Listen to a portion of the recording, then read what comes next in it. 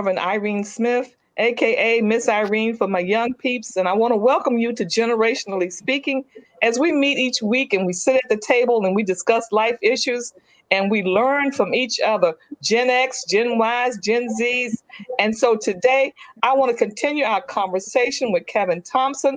But before I bring our guest up, I want to first again introduce to you our my co-host, which I'm always happy to have, Pastor Shamika Latte Oliver. She just birthed a baby, and she's also birthed this ministry, Women Who Lead Connect, and she's doing phenomenal things. Pastor Shamika, welcome. Thank you. You always give me such an amazing introduction.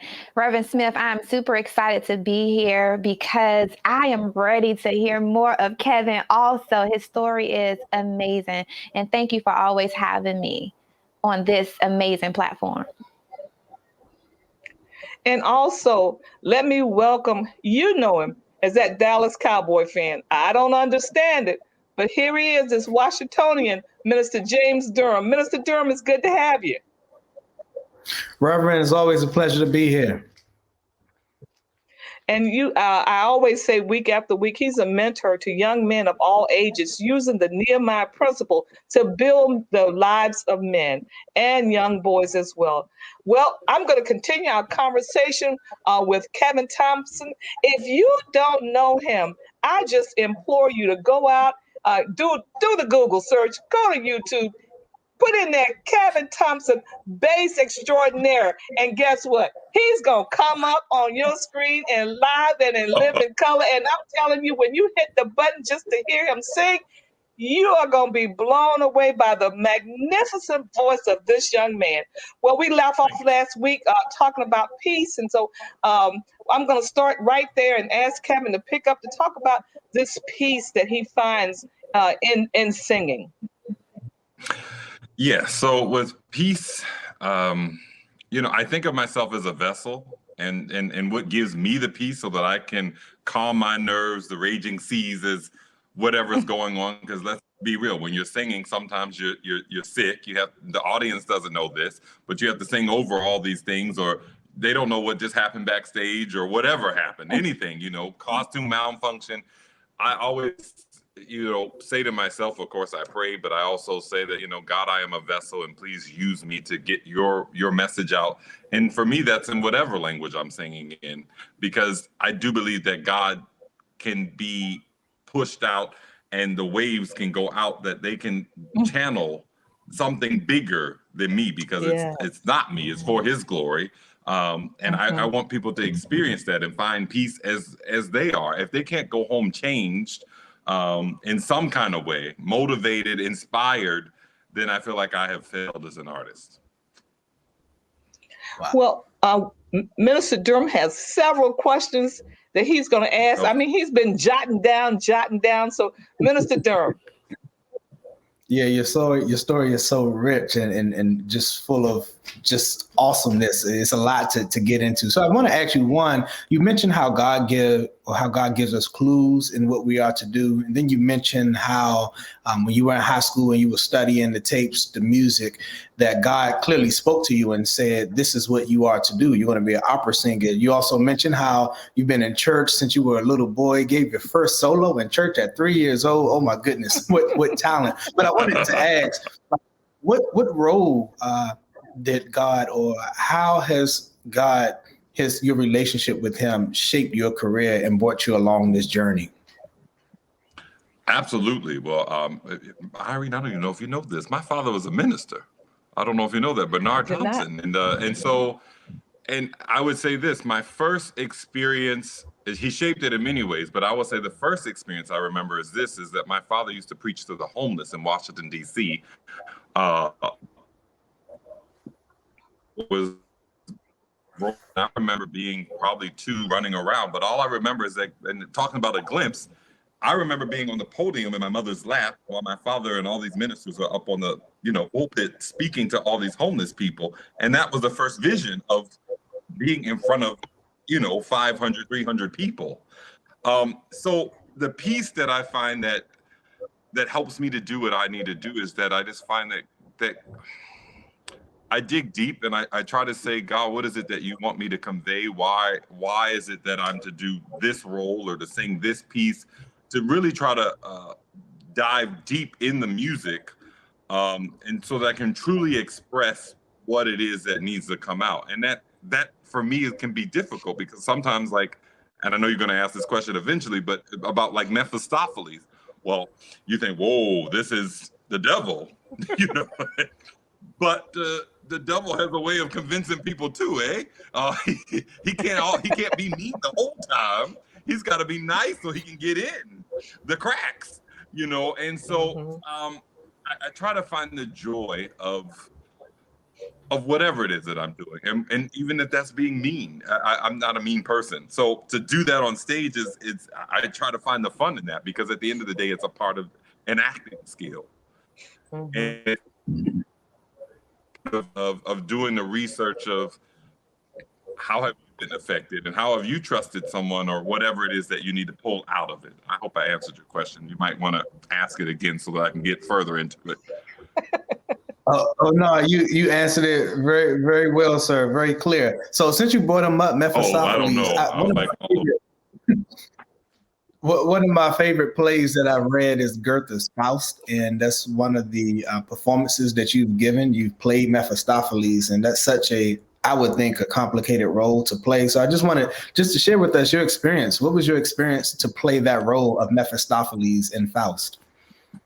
Well, I'll definitely tell you a great experience. So my first Mephistopheles was in Quito, Ecuador.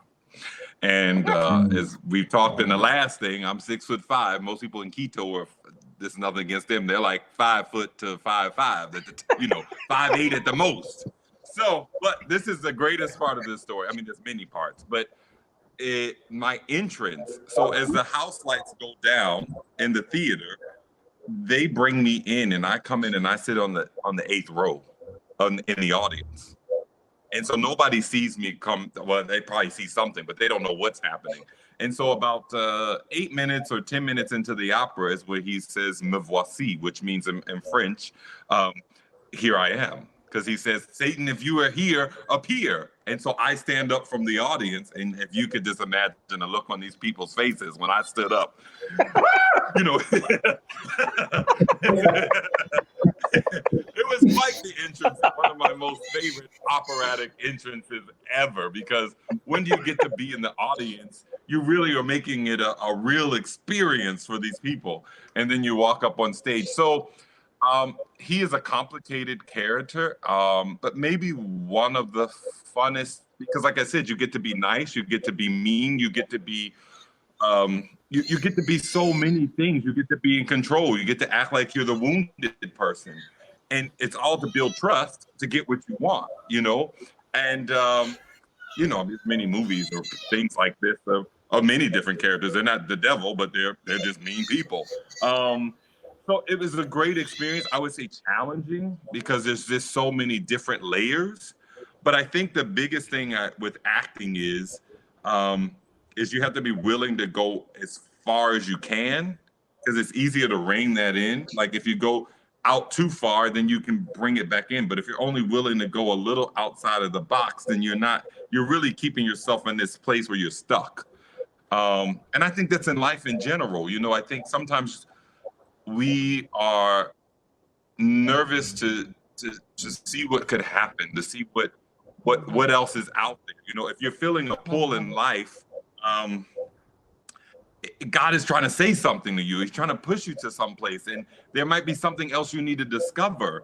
And why not at least take the opportunity to try? I mean, you may fail, but you know what? In failure, you also find a way to succeed. You know what I mean? It's like we just heard a baby crying. Let's just mention that for a minute. A baby is gonna fall, but it's got to get back up and it's going to walk again, right? Like it's got to crawl and it's got to stumble. And then eventually we start running, you know? My mother used to always say when I was little, and I don't know if you know this, but she said I used to run. They used to call me the Clinton Terrorizer is what she called me as a joke. But she said because I was always running, she said she thought I was going to be a track and field person. I think that's pretty funny.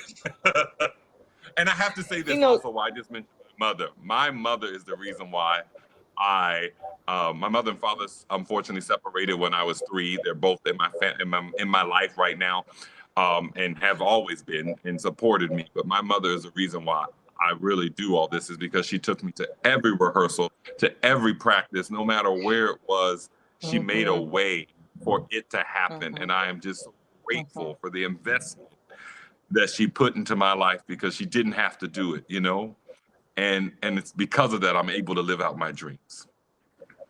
Wow, that's so awesome. Go ahead, Reverend. So Kevin, Kevin, I'm just going to speak briefly about your mom, Gloria Bankston. Gloria, you're so right. I can remember and recall her, us sitting and having conversations, and her talking about the different rehearsals or different performances that you were involved in. And she was always making sure that she could get there, and rearranging her schedule and doing all the things that were necessary, because she wanted the very best for you, and she was willing to make those sacrifices. And we saw that. We experienced that. And and when we see you now, we also see your mom, because those of us who knew you before, we know what it meant for parents to have to make those sacrifices. And I think that's a great point to even make right here. So I'm going to go ahead and let Minister Durham continue with his question. Well, yes. And I'll just kind of add to that. Getting to the question is, you don't get there by yourself. You don't get to high heights of success, and you just don't get there by yourself. It takes so much. So it's so great for you to give that shout out to your mom. And with what you shared about your mom, you mentioned that she took you to so many practices and rehearsals. What you do, the performances you give, the acting, the singing, it inspires so many. And it takes them, as you said, it pulls them in. They might be having a bad day, or they might be down, and you bring them up. And so they see that moment, and they see your level of performance and your level of skill. But a lot of times as the audience, when we're looking at someone who's blessing us so, we don't realize the work that it takes for them to be able to perform at that level, the discipline that it takes, as Mika even brought up in the last segment.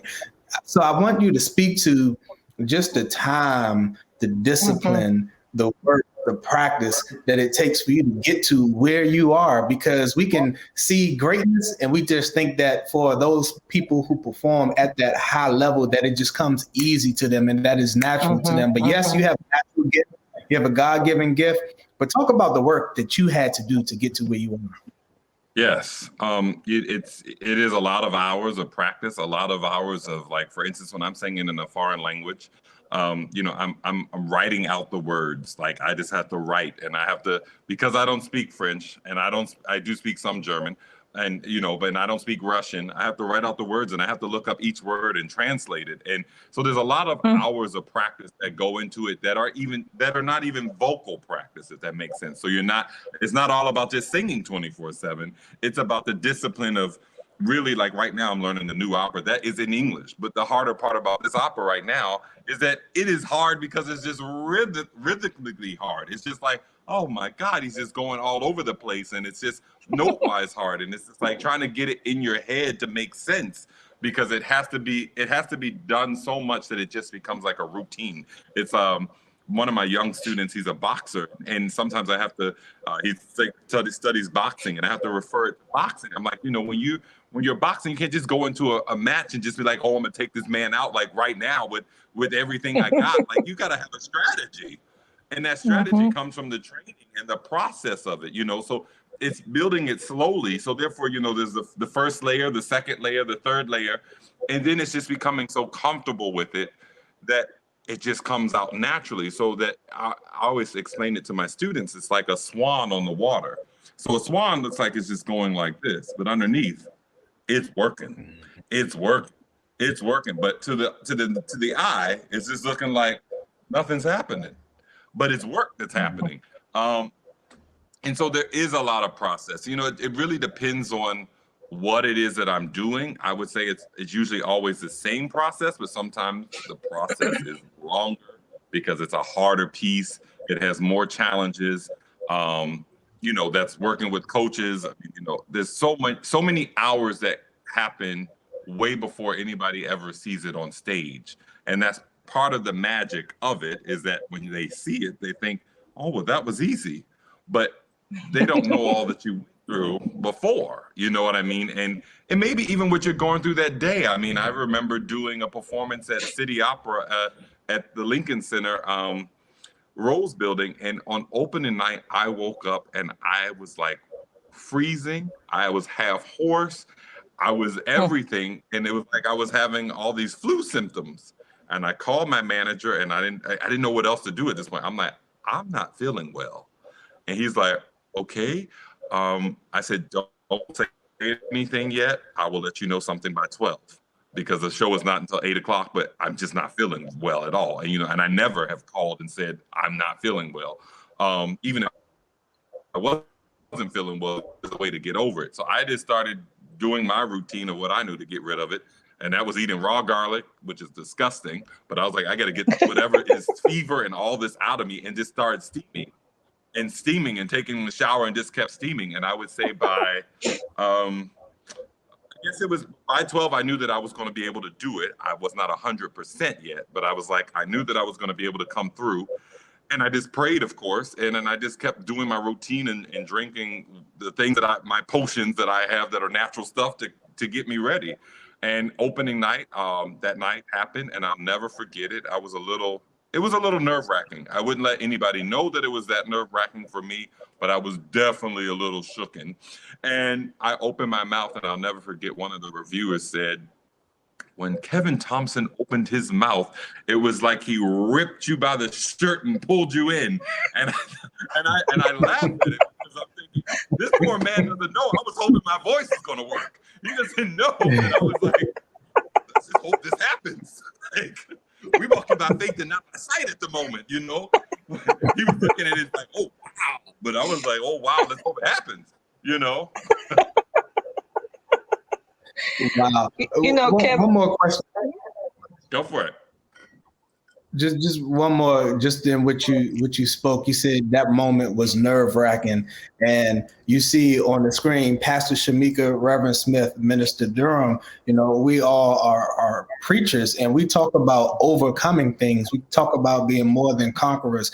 I want to ask you, when you get up to perform every time, that moment you mentioned was nerve-wracking. But every time when you get up, do you get butterflies? Do you have nerves? Because a lot of folk, again, going back to the audience and what the audience see, you explain your process that you went through in the background, but someone said you just grabbed them by the shirt and pulled them to you. So do you get nervous? And if so, how do you manage that space? So I do remember the first time. So I'll answer the question and then I'll go into this. So yes, there's always a little moment of maybe it's nervous, but I always feel like if you're prepared enough, there's no reason to be nervous, because I do quote scriptures to myself. I can do all things through Christ that strengthens me. Life and death is in the power of the tongue. And so you have to speak what it is that you want, and you need to be speaking it before that moment. But you definitely need to be speaking it in the moment, because you got to speak it into existence. It can't just happen. You have to will it forth. You know what I mean? Because it is by faith that these things happen. It is not by, let's just go and see what happens. Well, you're just leaving it for anything to happen. This isn't by chance. This is by purpose. You know what I mean? So wait a minute, Kevin. Wait a minute. Kevin, you got to stop there for a minute. Because James, he's doing this. Reverend Smith doing this, and I'm about to get up and shout for a minute, because he's preaching. You are preaching. Well, but we have to. Preparation is key. Preparation is key. Yes. The word of God says to spend your time and energy in training yourself for spiritual fitness. Physical fitness has some value, but spiritual fitness. So God wants us to be he wants to be in a place of training. You got to train this gift. Come on. It's just not God giving this thing to us. It's training it. It's working it. It's persevering. It's running that race. You know, the race isn't given to the swift nor to the strong, but to the one who endures to the end. This ain't no play. This for real. Okay. Yeah. I'm done. I'm going to finish what you said, though. But don't Terry, wait for it. All right? Yeah. Because it will come. You know, yes, and with that said, you know, we do have to, you know, because it's not going to happen by chance. I mean, we really do have to believe that our efforts and that our work will show forth the fruit of our labor. And with all things God are possible. So with that said, with nerves, I do remember I used to get nervous singing. And I remember the last time I would say that I allowed myself to get rid of that. And I you know, there is always something, but I have to turn it off. And I always say it's like a light switch.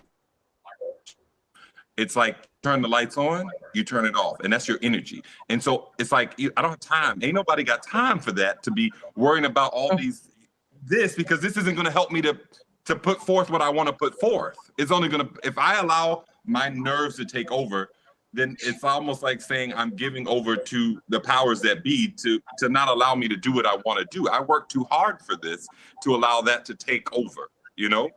That's easier said than done, but it's definitely a practice that has to happen. But in high school, and this is to finish your question, in high school, we had to sing some field trip out at the Census Bureau in Suitland, which is right down the street from Suitland High School. And I remember I was getting up to sing the spiritual every time I feel the spirit. That was one of the pieces I studied, and one of the pieces that won me my first competition in high school, solo. And it was after that I won, not before. And I remember there were these other schools there, and these people were laughing because they could see my nerves. Like I was so nervous, and you could see it.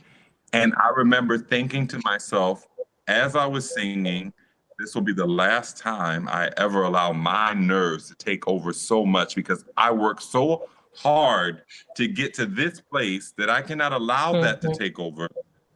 I can't allow the enemy to try to stir up the, you know, because if you feed something, you're feeding, you know, I mean, you're either going to go good or bad, right? It's not right. You got to stay to the one that you want. You know, why would you feed the thing that you don't want? So it's like, oh my God, I'm nervous. Oh my God, I don't know. Am I going to be able to do this? Well, of course I'm going to be able to do it. I work hard to do it. You know what I mean? So why would you feed off into it the other way? So the point of me saying all that is to say, I had to learn how to turn that light switch on to the way I wanted it to, and get rid of the powers that be, turn off those negative voices, because of course they're there, you know, especially when you're sick or, you know, somebody just died, or, the sun isn't in the right place and you're thinking, oh, I don't feel like doing this today. Well, you know what? It's another day the Lord has made, and let us rejoice and be glad in it. So we should go forth and celebrate that. Okay, I'm sorry. Shut it's up. All right. I need wait a minute. I'm going to find something. I'm going to throw this at you. You catch that? Where's my shoe? From all the opera stars that you have met and all the people that you have met along the way, what life lessons have you learned? Well, there's a few. I want to say one other thing. God has not given us a spirit of fear. And then I'll go back to your question. So, and that's the other thing you have to remember. I mean, all these things are in the scripture, you know. What life lessons have I learned from other opera singers? Well, I would definitely say from Jesse Norman, there's poise. There's being completely committed to the character, because, you know, like if we're talking about Mephistopheles, or talking about, because I should say this because most people don't know this who are watching this. I'm usually playing somebody in authority. So it's somebody, I'm playing a god, I'm playing the devil, I'm playing the villain, I'm playing a father, I'm playing something of that. So it's always somebody who is in some kind of authority. And so with that said, is that you need to commit yourself to that so that you can allow yourself to fully be that. and anybody who's in any power, well, you weren't always in power, right? You had to get into power. So you have to know that there was a struggle to get to that power or into that situation of love or whatever. So from opera singers, there's just so many things. I mean, from acting to vocal lines to there's just so much. I mean, how to sing. Like, I mean, I would listen to certain people for certain things. I would definitely say that if I'm singing a Verdi opera, I'm listening to certain basses that just really give me that. Or if I'm singing Wagner, then I want to listen to some Wagnerian basses that are giving me that. And to be honest, and sometimes it's not just basses, it's sopranos or mezzos, because I'm inspired by or tenors, I'm inspired by what they do. But the professionalism of it all, you know what I mean? It's not to be taken as a joke. And I think, if anything else, is a responsibility. And I think that, our words have power. So whatever we're doing, I mean, we need to convey that. We need to always inspire to make people realize that they can do whatever it is that they want to achieve. I think that's our life mission in life, is to inspire and to share the gifts that we're given, because we're all given different gifts, and we all are given many gifts, but we get to know what our gift is and our gifts and show them so that people can see their light, let their light shine. Being on all the stages that you've been on, and thinking back to that first time that you were on the big stage, Carnegie Hall, what did your heart say to you? I mean, here you are. Well, you've gone through all the training, and now you're here. So I would say the Kennedy Center prepared me for Carnegie Hall, and Juilliard prepared me for Carnegie Hall. I'll say this is something that normally happens to me. So I normally if I would say there was a moment of nervousness, I would get nervous 2 weeks or a month when I find out, like, oh my God, I'm making my Carnegie Hall debut. Like, there's you find out it might be 6 months or it might be something, but there's a process there's the excitement of, oh my God, it's happening. And then there's the moment of, maybe not immediately, but like, oh my God, I need to be at my best. I need to do this, I need to do that. But then you realize, like, you have to take off those pressures of yourself. Like, God would not bring you to it if he couldn't bring you through it. So it was a wonderful experience to be at Carnegie Hall. It felt like, how do I say that? Purpose and destiny met. Because whatever, I've trained for this. So this is the moment. And so, and God is bringing me to that moment. You know what I mean? I may not have known as little 16-year-old, 15-year-old Kevin when you're an opera singer. I'm a what? I may not have known that that's what God was taking me to. But you have to think, when he took me into honors course singing at the Kennedy Center. So I sang at the Kennedy Center stage when I was in 6th grade. When my mother would say she could hear me. I'm like, and so it was already a preparation for these things. I think you have to learn to turn off the voices, and because there's always negative, and we need to turn on the positive voices.